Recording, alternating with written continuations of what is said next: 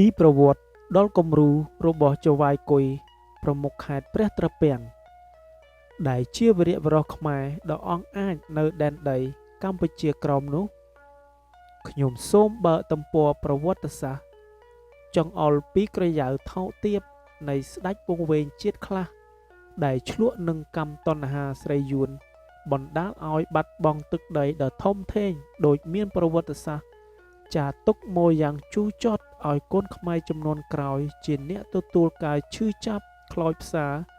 ក្នុងឆ្នាំជូតអាសាឍពុទ្ធសករាជ2180គ្រិស្តសករាជ1636នៅប្រទេសខ្មែរយើងមានការវឹកវរយ៉ាងខ្លាំងដោយទ័ពយួនចូលមកឈ្លានពានក្នុងបំណងលេបយកទឹកដីកម្ពុជាក្រោមប៉ុន្តែកាលនោះយុវជនជាតិយើងបានរួមកម្លាំងគ្នាវាយតបវិញយ៉ាងអង់អាចរហូតទទួលជ័យជំនះដ៏ត្រចះត្រចង់កន្លងបានមួយរយៈពេលក្រោយមក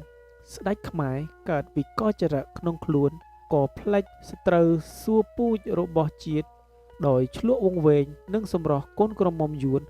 បណ្ដាលឲ្យទឹកភ្នែកប្រជារាស្ត្រខ្មែរ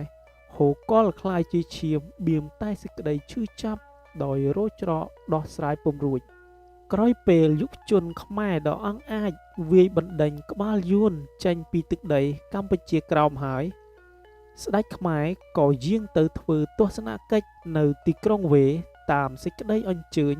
ក្នុងអបាយកលខ្មៅងងឹត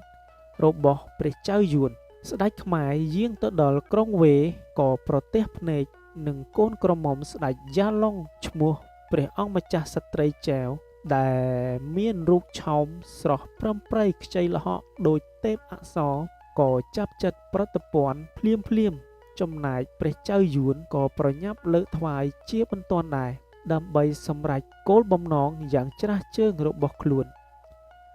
ព្រះអង្គម្ចាស់ក្សត្រីចែវបានឡើងឋានៈជាអគ្គមហេសីព្រះជ័យជេដ្ឋាទី2ហើយក៏ប្រើល្បិចពង្វក់គួរឲ្យឆ្លក់វង្វេងនិងសម្រស់របស់វា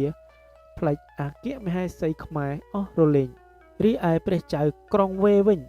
សប្បាយចិត្តជាទីបំផុតព្រោះព្រះចៅបានវែកញែកសាច់រឿងនេះយ៉ាងទូលំទូលាយមុននឹងចំណាយសាច់មួយដុំថ្វាយព្រះចៅខ្មែរម្យ៉ាងទៀតគេយល់ថាសង្គ្រាមរវាងខ្មែរនិងយួនចប់ត្រឹមនឹងហើយព្រោះបានកូនស្រីពន្លកទៅអង្គុយទន្ទឹមនឹងព្រះរាជបល្ល័ង្កខ្មែរព្រះបាទជ័យជេដ្ឋាទី2មិនបានចាប់ភ្លឹកថាស្ដេចយួនបង្កប់ពឹសពុលយ៉ាងសាហាវដូច្នោះសោះក៏វង្វក់តែឆ្លក់នឹងសัตว์ជើងពីរផ្លេចមើលបណ្ដារាស្ត្រខ្មែរដែលយាមល្បាតនៅជុំវិញខ្លួនអស់រលែងដោយយល់ថាឪពុកក្មេកនិងកូនប្រសាមានរឿងអីនឹងកាប់សម្លាប់គ្នាបើឈាមនឹងសាច់វិញច្របាច់បានជាថ្លុកមួយទៅហើយត្រង់នេះហើយដែលខ្មែរយើងនិយាយប្រាប់គ្នាថា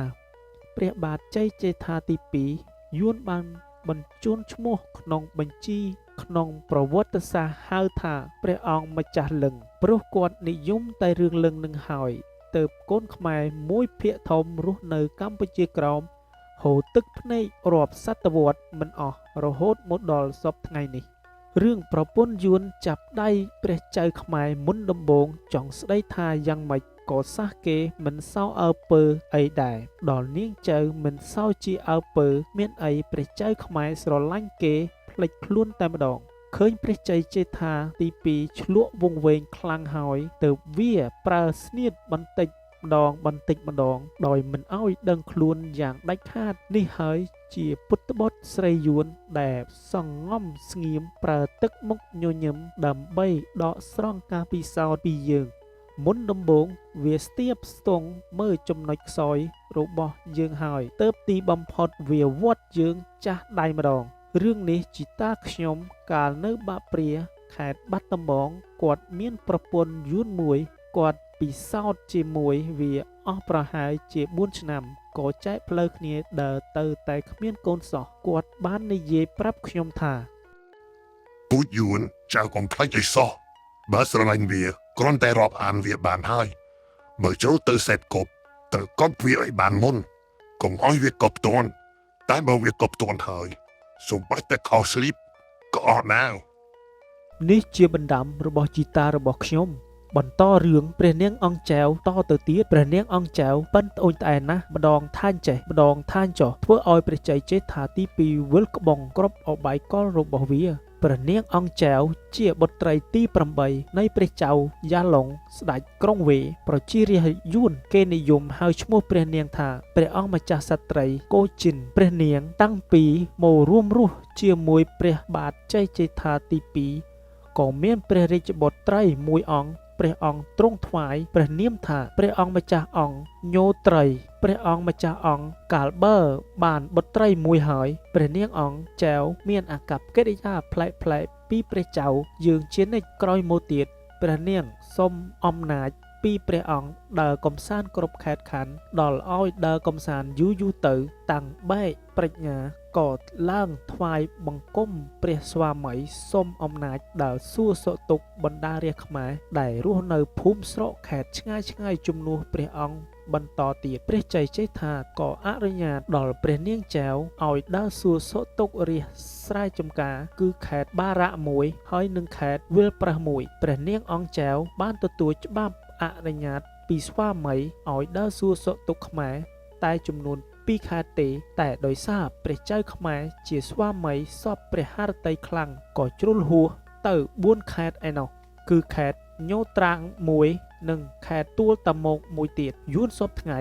ហើយឈ្មោះខេត្តនោះថាធូយងមកល្បិចកលដល់កុខៈរបស់ព្រះនាងអង្គម្ចាស់ក្សត្រីចែវមិនត្រឹមតែប៉ុណ្ណោះទេវាហ៊ានដល់ទៅលួចផ្ញើសារពីប្រទេសខ្មែរទៅដល់រដ្ឋាភិបាលយ៉ាឡុងអំពីគម្រោងការសម្ងាត់របស់វាដែលបានផ្ញើរួចហើយដើម្បីឲ្យរដ្ឋាភិបាលវាចាត់ការបញ្ជូនមកជាបន្តបន្ទាប់នៅរាស្ត្រយួនណាដែលគ្មានដីធ្លីធ្វើស្រែចម្ការធ្វើផ្ទះសម្បែងព្រោះដីនៅស្រុកខ្មែរសល់ទំនេរច្រើនណាស់មិនខ្វះឲ្យរាស្ត្រយួននៅទេអបាយកលនេះមានប្រសិទ្ធភាពណាស់មិនយូរប៉ុន្មានរាស្ត្រយួនក៏មករស់នៅច្រឡូកច្រឡំជាមួយខ្មែរតកូនពូជបានជាចៅរាប់សិបក្បាលស្ទើរមិនអស់ដល់ឃើញរាស្ត្ររស់នៅកក់កុញគ្រប់ទីកន្លែងហើយគេក៏ប្រកាសប្រាប់បណ្ដារាស្ត្រគេឲ្យដឹងថាគ្រប់គ្នាថាទឹកដីនេះព្រះនាងកូចង្សិនយ៉ាងអែតអៀនខ្មាស់សោះតែម្ដងចំណោទអស់ទាំងនេះត្រូវធ្លាក់ទៅលើព្រះជ័យជេដ្ឋាទី2ដែលជាស្ដេចគម្រក់ចងក្រងប្រវត្តិសាស្ត្រយ៉ាងជូរចត់ទុកឲ្យជនជាតិខ្មែររងទុក្ខវេទនារហូតដល់សពថ្ងៃនេះក៏ព្រោះតែគំនិតប្រៃផ្សៃលមោបកម្មតណ្ហារបស់ស្ដេចអង្គនេះកូនខ្មែរចំនួនក្រោយត្រៀមខ្លួនជាស្ដេចនិងគោះយល់ខ្លងរស់ចូលបរទេសលើទឹកដីដ៏ធំធេងរបស់ខ្មែរដែលប្រវត្តិសាស្ត្របានចងក្រងទុកដោយអយុត្តិធម៌ក្នុងខេត្តនីមួយៗមានចៅហ្វាយខេត្តខ្មែរម្នាក់ជាអាណាព្យាបាលមើលការខុសត្រូវខណៈនោះខ្ញុំពុំបានរៀបរាប់ពីសកម្មភាពដ៏ខុសខើរបស់ចៅយួនមកលើបងប្អូនខ្មែរយើងនៅកម្ពុជាក្រោមទាំងអស់ទេគឺគ្រាន់តែលើកយកខេត្តមួយក្នុងចំណោមខេត្តទាំង17នោះមកបកស្រាយដើម្បីជាឯកសារដាក់ស្មារតីកូនខ្មែរចំនួនក្រោយទាំងអស់ឲ្យចាប់អារម្មណ៍ពីប្រវត្តិដ៏ជូរចត់របស់បុព្វបុរសជំនាន់មុនដែលបានតស៊ូក្រាញ់រនៀលក្នុងទីលានសមរភូមិដើម្បីការពារមរណភាពទឹកដីព្រះពុទ្ធសាសនានិងសិទ្ធិសេរីភាពប្រជាជនខ្មែររាប់សិបសែននាក់ក្នុងទីរួមខេត្តព្រះត្រពាំងសម័យអុញ្ញាសឹមគួយជាសម័យប្រើកំបិតពូថៅដាវរំពេងជាអាវុធហើយយោសេះដំរីជាយានជំនិះនៅពេលស្រុកមានសង្គ្រាមឈ្លានពានម្ដងផែនការប្លន់យកទឹកដីកម្ពុជាក្រោមរបស់យើងមុនដំបូងស្ដេចយួនបានចាត់មេទ័ពម្នាក់ឈ្មោះធីបេមៀតធំដំបងហើយខ្ពស់កំប្រឹងមុខមាត់កាចសាហាវដូចខ្លាត្រូវរបួសបញ្ជាក់យ៉ាងច្បាស់ថាជាជនស្រេកឈាមអ្នកស្លូតត្រង់ធីបេទទួលបញ្ជាពីស្ដេចយួនឲ្យនាំទ័ពមួយកងស្នៃតូចចូលមកទប់ទល់ខ្មែរនៅជ័យដែនកម្ពុជាកណ្ដាលហើយចាត់មេទ័ពម្នាក់ទៀតឈ្មោះអង្លៅទ័ពនេះតាមឯកសារថាសាហាវជាងទ័ពណាទាំងអស់ក្នុងចំណោមទ័ពយួនទាំងមូលប្រើឲ្យនាំទ័ពពីរកងស្នៃតូចចូលវាយសម្រុកមកខេត្តព្រះត្រពាំងទាំងមូលឲ្យបានដំបូងខ្ញុំនិយាយពីមេទ័ពយួនឈ្មោះ ធីបេសិនទ័ពយួនធីបេក្នុងពេលបញ្ជាទ័ពចូលវាយទ័ពខ្មែរនៅតាមជាយដែនយើងវាយតបជាបណ្ដោះអាសន្នតែប៉ុណ្ណោះមិនអាចបញ្ជាទ័ពឲ្យចូលប្រយុទ្ធជាមួយទ័ពខ្មែរខ្លាំងក្លាបានទេព្រោះទ័ពខ្មែរនៅតាមជាយដែនស្ថិតក្រោមការបញ្ជាការលោកមឿនដែលមានល្បិចយុទ្ធសាស្ត្រក្នុងការវាយប្រយុទ្ធយ៉ាងអង់អាចយូរឆ្នាំមកហើយចំណែកអាមេចៅអង្លូវបាននាំទ័ពពីកងសេនីយ៍តូចចូលទៅប្រយុទ្ធឡោមព័ទ្ធខេត្តព្រះត្រពាំងដែលរដ្ឋាភិបាលយើងបានចាត់ឲ្យលោកអញ្ញាសឹមគុយឲ្យធ្វើជាចៅហ្វាយខេត្តលោកអញ្ញាសឹមគុយមានធំដំបងខ្ពស់សម្បុរសណ្ដែកបាយមានទឹកមុខស្អាតផ្ទៃថ្ងាសធំទូលាយសក់ស្រឡូតរៀបស្មើទៅក្រោយលោកជាវីរជនម្នាក់មានចិត្តក្លាហានគ្រប់កិច្ចការទូទៅហើយបានចូលរួមបម្រើជាតិតាំងពីអាយុ20ឆ្នាំដែរជាទីពេញចិត្តរបស់ប្រជារាស្ត្រខ្មែររដ្ឋាភិបាលតែងតាំងងារជូនលោកអុកញ៉ាចៅហ្វាយគុយអុកញ៉ាសេនាបតីសឹមគុយជាអភិបាលខេត្តព្រះត្រពាំងវីរជនរូបនេះបរិបូរណ៍ដោយគុណសម្បត្តិចរិយាសម្បត្តិនិងសុភាពរាបសារស្គាល់តូចស្គាល់ធំហើយជាទីគោរពរាប់អានរបស់បណ្ដារាស្ត្រខ្មែរគ្រប់ជាន់ថ្នាក់តាំងពីលោកឡើងកាន់អំណាចអភិបាលខេត្តពេលណាមកលោកមិនសូវបានសម្រាកទេព្រោះរឿងប្រយុទ្ធជាមួយយួនបានចោទឡើងស្ទើររាល់ថ្ងៃ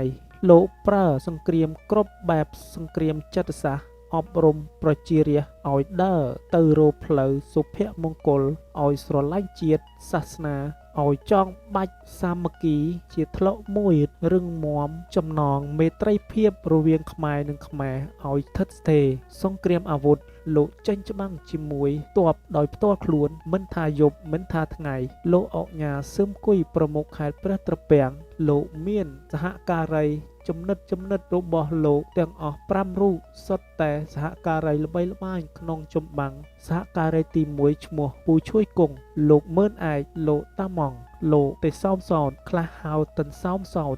ហើយនឹងលោកតាមនោរស់សមាជិកទាំង5រូបនេះជាដៃស្ដាំរបស់លោកអុកញ៉ាធ្លាប់ហាលក្នុងភ្នក់សង្គ្រាមរាប់ឈប់ឆ្នាំមកហើយមានជ័យជំនះលើពួកយួនជាដរាបពូឈួយគង់កើតនៅភូមិស្វាយសៀមស្រុកថ្កូវខេត្តព្រះត្រពាំងជាសហការីទី1ហើយជាមនុស្សអង្គអាចក្លាហានបរិបូរណ៍ដោយសិលសាស្ត្រកាប់មិនមុតដុតមិនឆេះមានប្រាជ្ញាសម្ដីសម្ដៅលើសគេប៉ុន្តែជាមនុស្សចូលចិត្តរឿងសប្បាយស្រីញីបន្តិចលោកតាម៉ង់កើតនៅស្រុកអូម៉ូខេត្តព្រៃឫស្សីមៀតធំស្រទាប់ច្រមុះស្រួចសម្បុរខ្មៅស្រអែមជាមេបញ្ជាការម្នាក់កប់មិនមុតចេះបំបាំងខ្លួនយ៉ាងពិតប្រាកដលោកហ៊ឹមឯកតាមឯកសារបញ្ជាក់ថាមានស្រុកទេសមិនប្រាកដជាមេបញ្ជាការក្លាហានលើសពីគេឯងប្រាជ្ញាវៀងវៃក៏ស្រងត់ស្រងំមិនចេះមើលងាយមិត្តភក្តិឬនរណាទេហើយមិនសូវនិយាយលេងផ្ដេសផ្ដាសផងគាត់មានមុនអាគមគាថាលើសគេទាំងអស់ចេះចុះពលគួចគំនួចស្មៅឲ្យคล้ายជាកងទ័ពក៏មានចេះបំបាំងខ្លួនចូលប្រយុទ្ធមួយស្របកក៏បានចំណែកតាតសោមសោតនិងតាមនោរស់ចេះមុនអាគមដូចគេឯងដែរប៉ុន្តែឯកសារមិនបានបញ្ជាក់ថានៅស្រុកណាជាស្រុកណាទេគាត់ជាមនុស្សស្មោះត្រង់បំផុតចំពោះលោកអុកញ៉ាសឹមគុយហើយល្អស្អប់ខ្ពើមយួនណាស់ចូលចម្បាំងជាមួយយួនម្ដងស្ទើរតែកូនក្នុងអន់រឹងក៏មិនទុកផងស្នាដៃរបស់គាត់គេកោតខ្លាចគ្រប់ទីគ្រប់ទិសទីទ័ពយួនអង់គ្លេសកំពុងចេញដំណើរជាបន្តបន្ទាប់គ្នាពីខេត្តព្រៃនគរបាត់ក្បាលសំដៅទៅខេត្តព្រះត្រពាំងដើម្បីបំផ្លាញជំរំទ័ពដ៏ល្បីល្បាញរបស់យើងលោកចៅហ្វាយគុយមិនបានដឹងថាយួនក្រុងការជន់ឈ្លីខេត្តរបស់លោកឲ្យវិនាសទេលោកស្មានខុសថាវាប្រាថ្នាវាយតែទៅខាងលិចតែប៉ុណ្ណោះក្រោយមកស្រាប់តែអ្នកយោការសម្ងាត់របស់យើងនាំព័ត៌មានមកប្រាប់លោកអុកញ៉ាថា